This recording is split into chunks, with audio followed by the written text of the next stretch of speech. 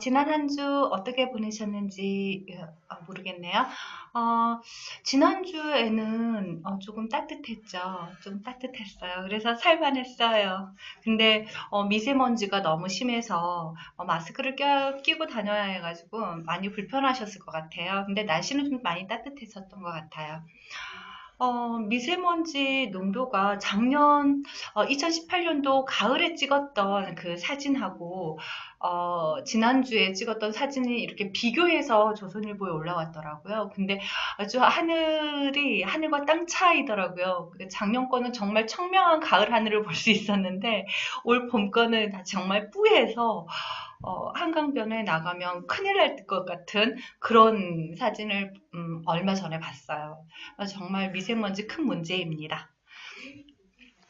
자, 지난주, 여전히 저희는 항상 지난주, 먼저 주에 했던 것부터 하죠. 지난주에 했던 거 복습하고 넘어가기로 하겠습니다. 우리 지난주에 했던, 이론이 어떤 거였죠? 그 오컴의 면도날 이론이었죠. 어떤 사실이나 현상에 대한 설명들 가운데 논리적으로 가장 단순한 것이 진실일 가능성이 높다. 이 오컴의 면도날 이론은 절대로 정확한 사실이 아니에요. 가능성에 대한 거지 정확한 사실은 아니라는 거 꼭 기억하시기 바랍니다. 그리고 이제 지난주 저희 맞춤법, 뭐뭐 개요, 뭐뭐 할게요, 뭐뭐 쓸게요, 뭐뭐 할게 할 때 개였죠.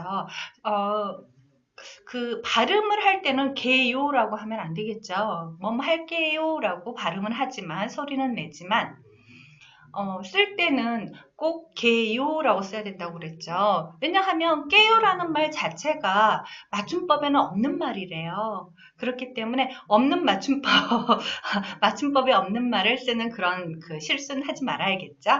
자, 예를 들어서 이런 게 있었죠. 내일 올 거야.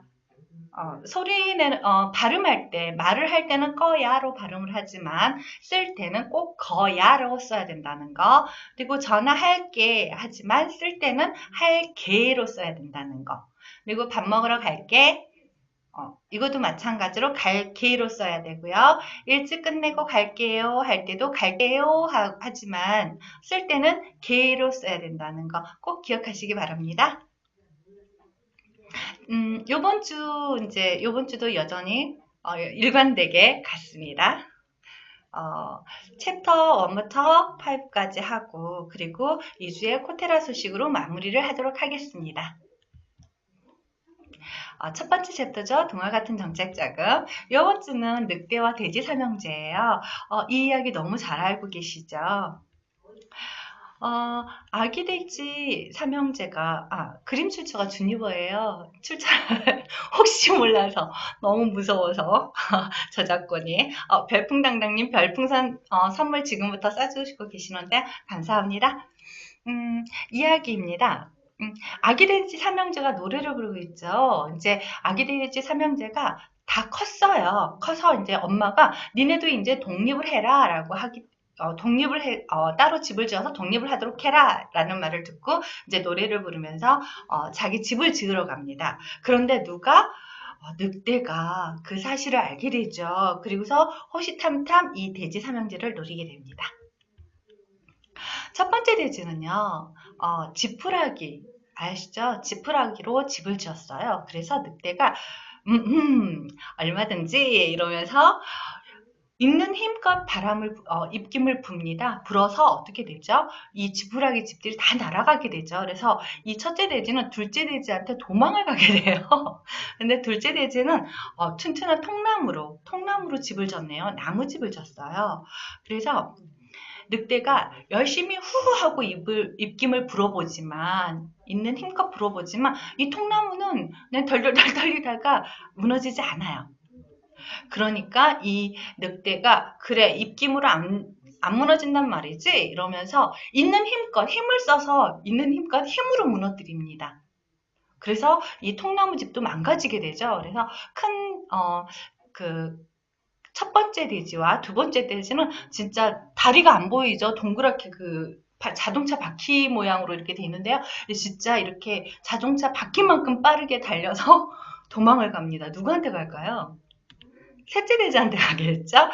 셋째 돼지, 막내 돼지는요, 집을 지을 때 튼튼한 벽돌로 차곡차곡 쌓아서 예쁘게, 그리고 튼튼하게 집을 지었습니다. 그래서 이 늑대가 와서 입김으로 불어도 끄떡도 하지 않고요. 그리고 그 온몸을 부딪혀서 그 무너뜨리려고 했지만 결국 벽돌집은 무너지지 않았어요. 오히려 늑대 보이시죠? 늑대가 지금 코에도 그리고 머리에도 그리고 손에도 붕대를 칭칭 감고 있는데요. 온몸으로 그 벽돌집을 부딪혀서 무너뜨리려다 늑대가 무너졌죠. 늑대가 무너졌어요. 이런 거. 자, 그러면서 늑대가 벽돌집은 너무나 튼튼했어 하면서 그 영양 보충을 하고 있죠. 이런 것처럼. 그렇죠. 형들과는 다르게 기초부터 튼튼하게 벽돌로 집을 지은 막내 돼지예요. 막내 돼지는 끝까지 그 늑대를 약올리면서 잘 먹고 잘 살았죠. 더불어 형들과 함께, 형 돼지들과 함께. 자, 그 기업들도 마찬가지예요. 기업들이 당장 어려워서 어려움이 닥치면 이제 당장의 어려움을 헤쳐 나가기 위해서 융자를 받습니다. 그렇죠. 융자가 가장 그래도 다른 거에 비해서 융자가 선뜻 손 내밀기가 좀 쉽죠. 그래서 어려움이 닥치면 그래서 기업에 뭐 자금이 필요하면 먼저 융자에서부터 손을 대는데요. 이 융자도 그 우리 기업뿐만 아니라 나라의 경제 이런 것들이 어려워져서 그 내가 사업하는 내 기업에도 내 사업에도 어려움이 닥치면 결국 이자도 감당하지 못하고 기업이 그 어려워지게 돼요. 결국은 그래서 폐업을 하게 되죠. 융자는 그 당시에는 잠깐은 모면할 수 있지만 지푸라기 집을 지었던 큰형처럼 그래서 융자는 지푸라기 집의 비유를 좀 해볼까 해요. 융자는 지푸라기 집처럼 당장의 어려움을 해결할 수 있지만 결국 그 광풍이 몰아치면 기업이 이자도 감당 못하고 그 어려움에 처하게 된다는 거. 그리고 어, 기업들이 벤처라던가 이노비즈를 하는 거, 하는 기업이 많죠. 그리고 벤처 이노비즈를 하게 되면 혜택이 많아요. 그래서 기업들이 벤처하고 이노비즈하고 이런 것들을 해요. 통나무집이라고 비교를 할 수 있겠죠. 어쨌든 기업이 조금 튼튼해지는 거고 기업의 뭐 그 실력을 인증받는 거니까. 그래서 금전적인 도움은 되지 않더라도 일단은 기업을 조금 튼튼하게 한다라는 의미는 있어요. 하지만 경제적인 도움은 되지 않죠.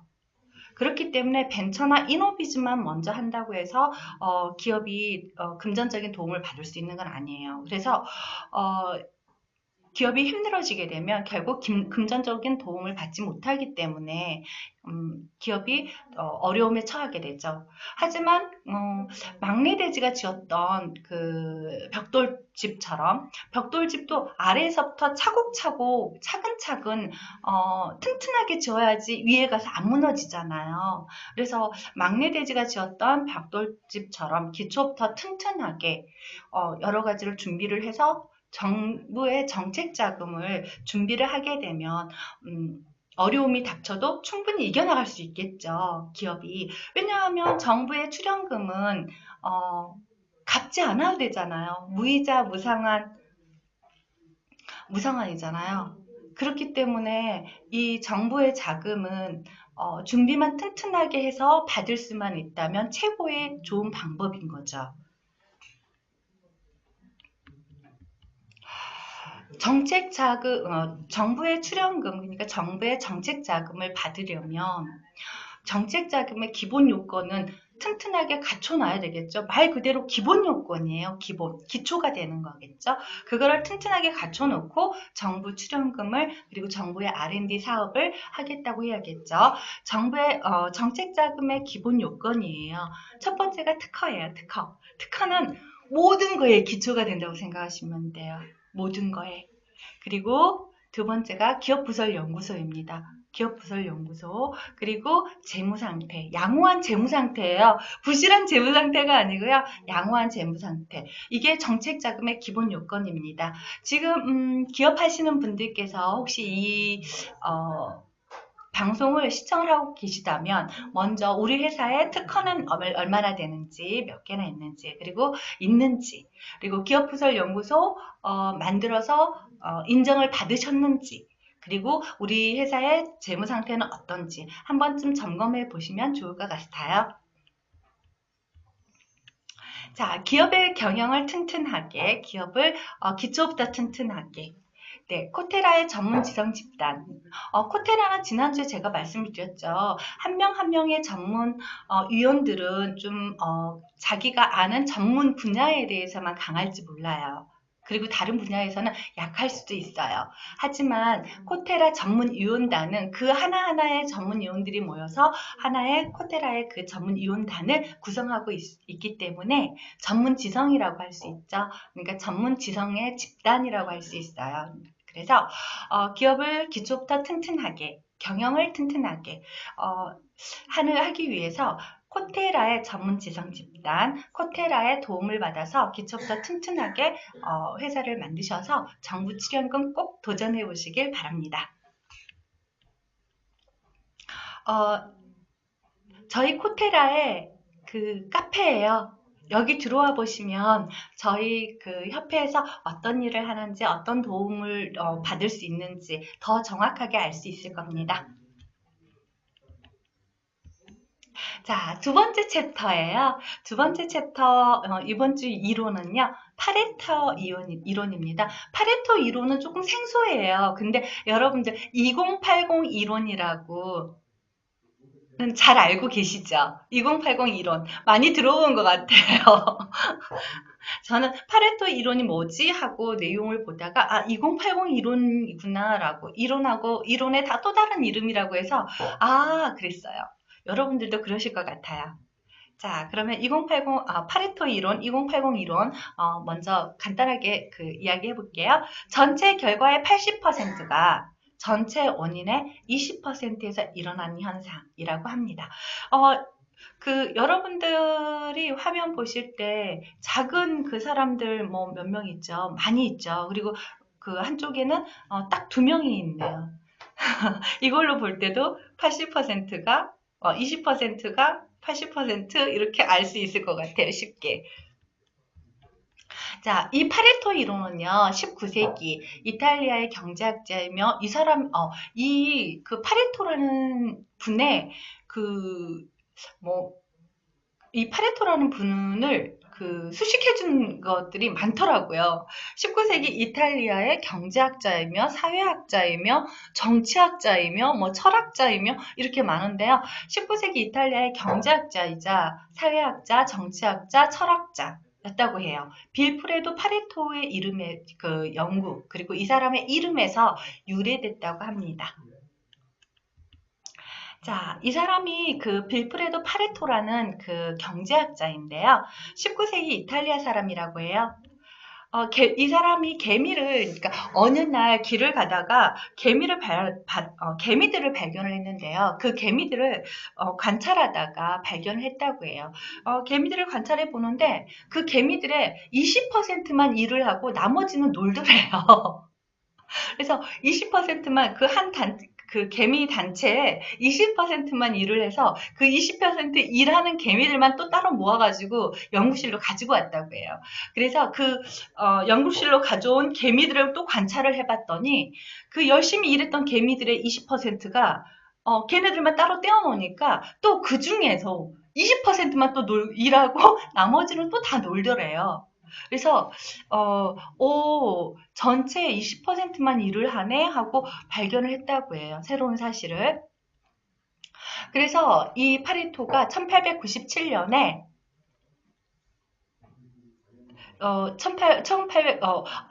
별풍당당님께서 그럼 남은 80%에서 20%는 일하겠네요. 그랬는데 아마도 그럴 것 같아요.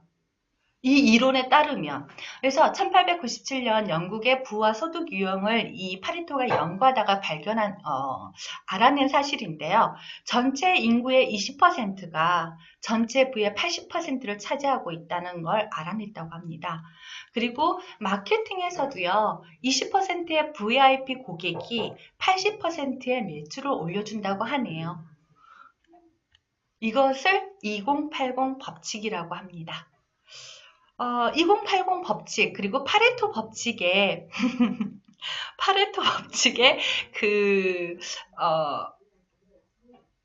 사례들을 한번 들어볼게요. 별풍당당님께서 수입이 20% 줄어들어야 정신 차리고 일하는 누구처럼 그랬는데, 그 20% 줄어들어야 정신 차리고 일하는 누구가 누군지 잘 모르겠는데요. 자, 그 파레토의 이론의 그 사례를 한번 보겠습니다. 부의 파레토 법칙입니다. 2016년 세계 부의 피라미드인데요. 이 피라미드 내용을 보면 전 세계 상위 0.7%가 2016년 기준 전 세계 부의 45.6%를 차지했다고 해요. 나머지 사람들은 뭐 하는 걸까요? 저도 그 나머지에 속하는 것 같은데요. 너무 슬프네요. 자, 외식업체의 파레토 법칙입니다. 이것은요, 우리나라 그 어떤 박사님께서 열심히 연구하고 조사하고 이렇게 했던 그 적인데요. 그래서 알아낸 건데요. 외식업체, 저희 나라뿐만 아니라 다른 나라도 마찬가지고 외식업체가 참 많죠. 그리고 또 외식업체뿐만 아니라 전체 음식점에 적용이 되는 법칙이에요. 보니까. 근데 이제 외식업체만 제가 따로 이제 외식업체를 따로 외식업체라고 이제 표현을 하긴 했는데요.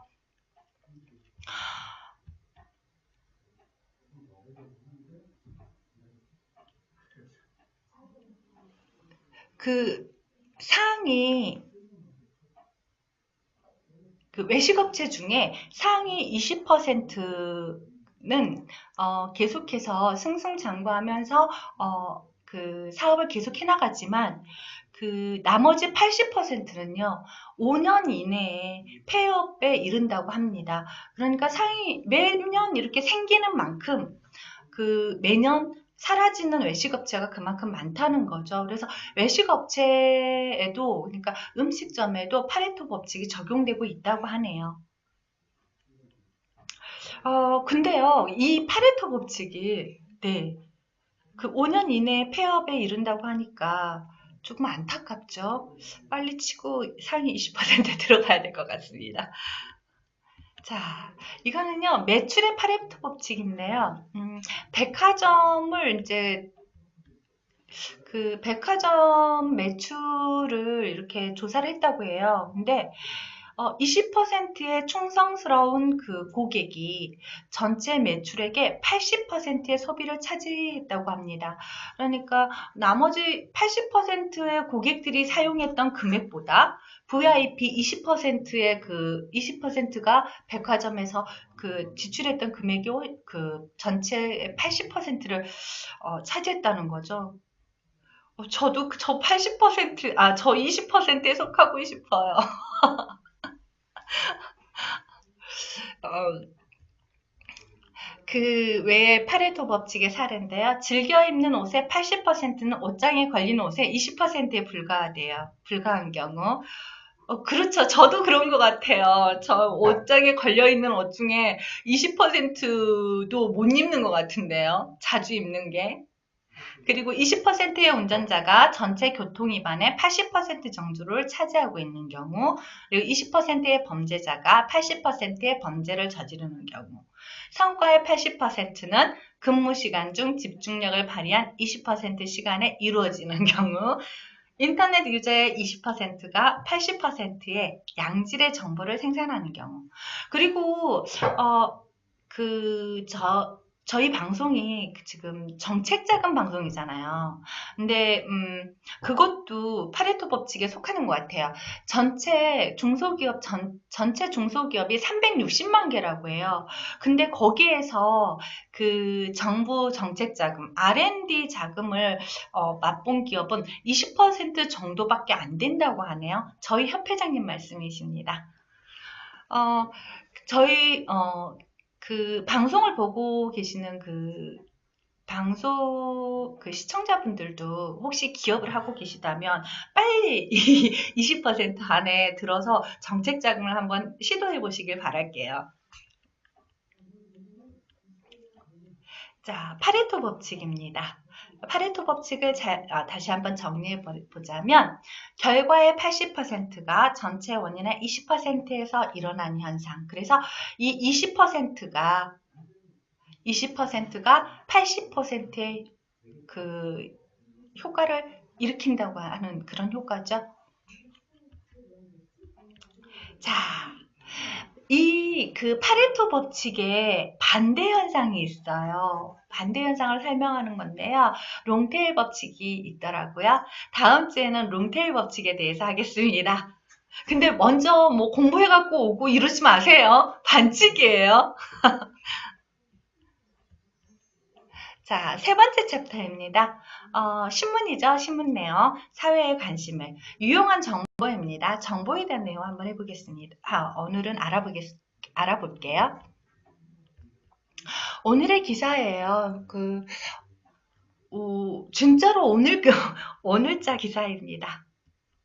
오늘자 기사인데요. 이 정보, 여기 혹시 음식점을 하시는 분들이라면 이것도 하나의 정보일 것 같아서 제가 선택한 기사인데요.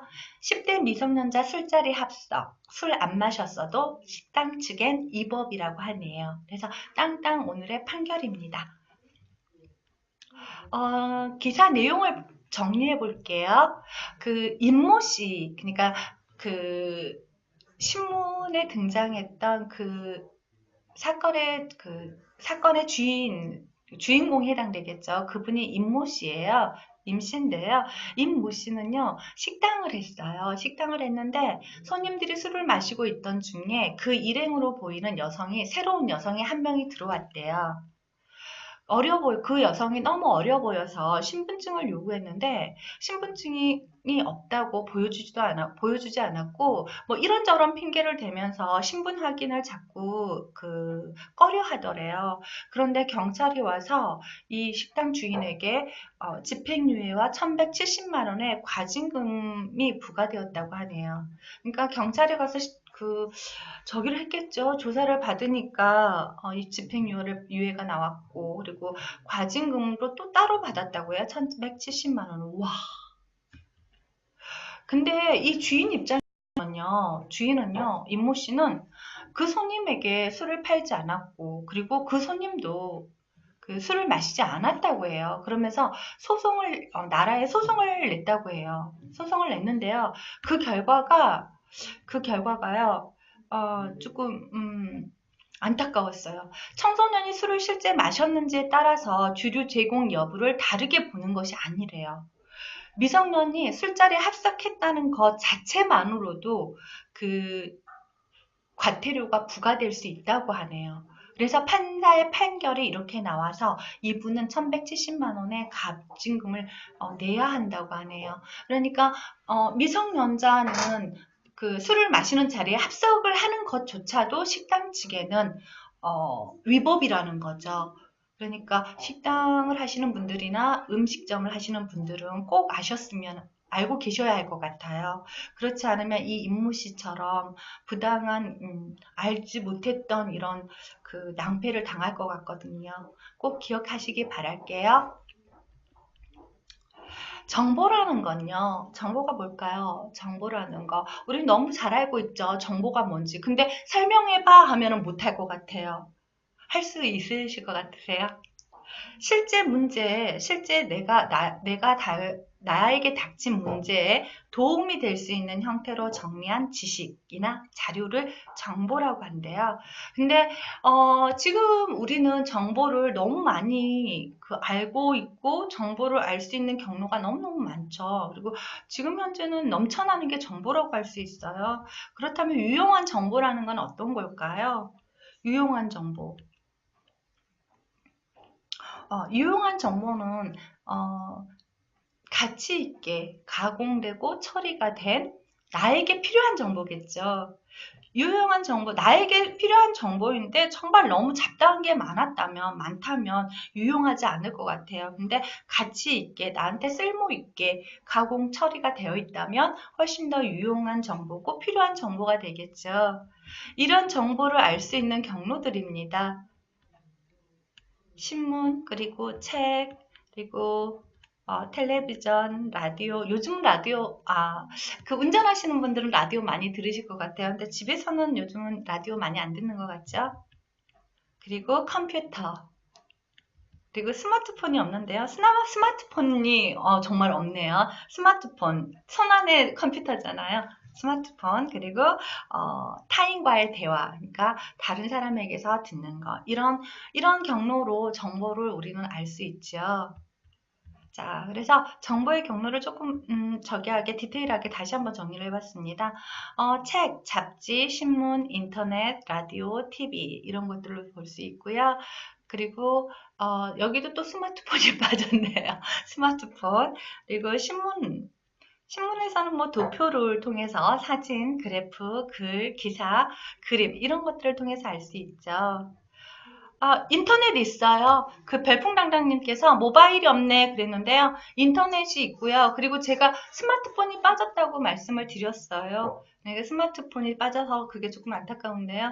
네, 스마트폰이 어떻게 보면 인터넷 아닌가요? 왜냐하면 인터넷이 되어야, 그러니까 인터넷이 되어야 스마트폰으로 볼 수 있는 거잖아요.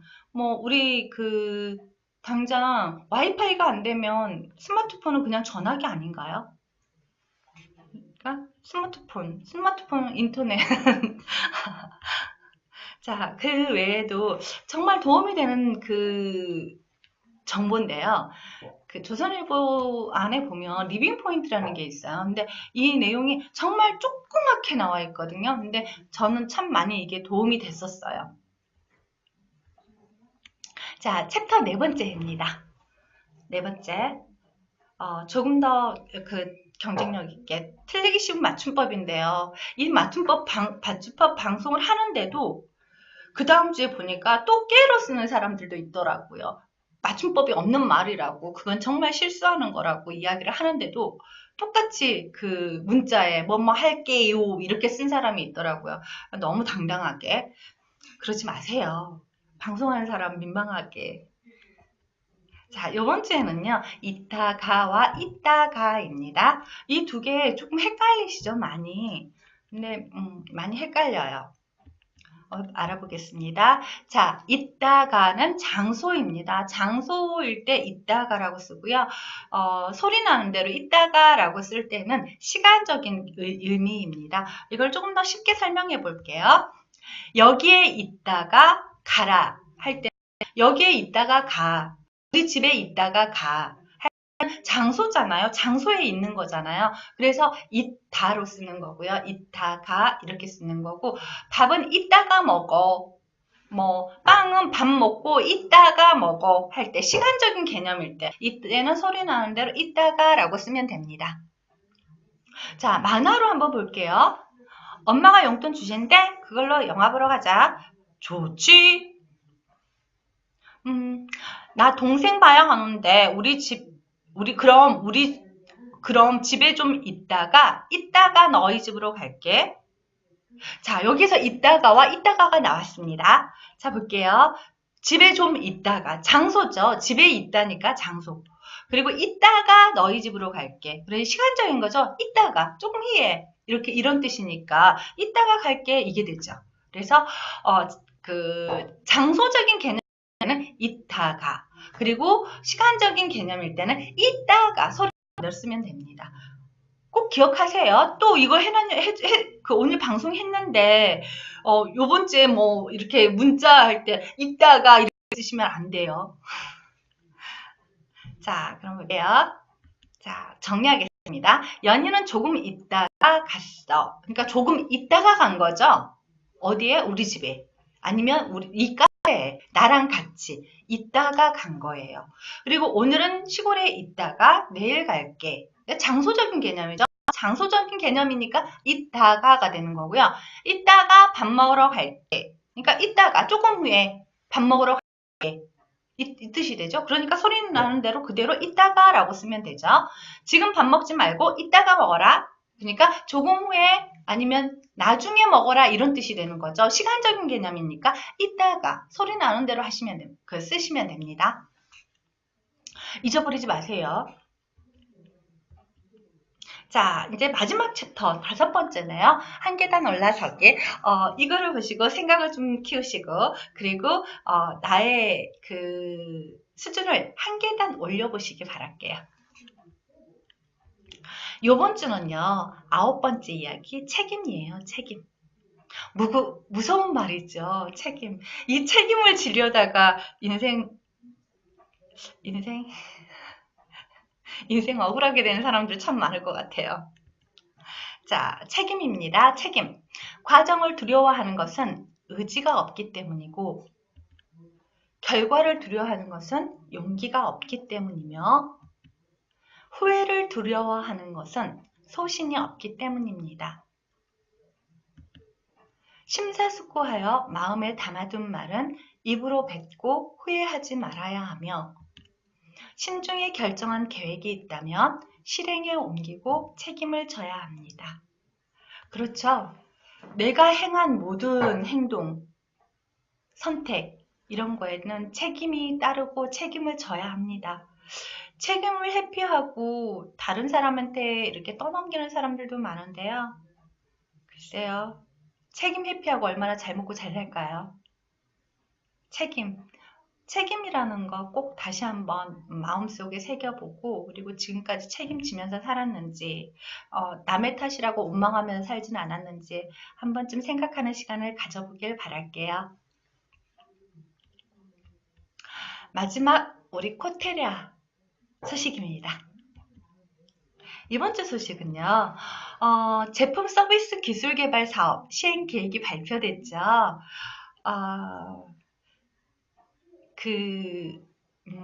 저희 협회장님께서 강조하신 그 마스터키 중에 하나인데요.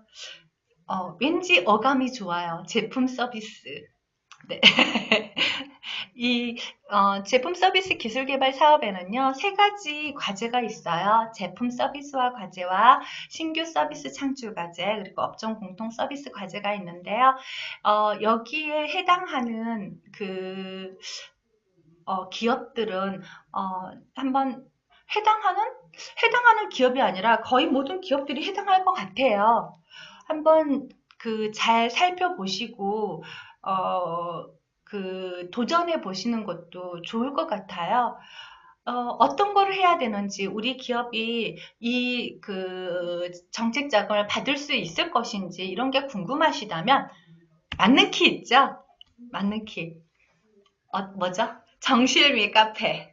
그리고 저희 코테라에 연락을 해주시면 많은 도움 받으실 수 있을 거예요. 그리고 그게 좀 곤란하시다면 저한테 연락하셔도 돼요.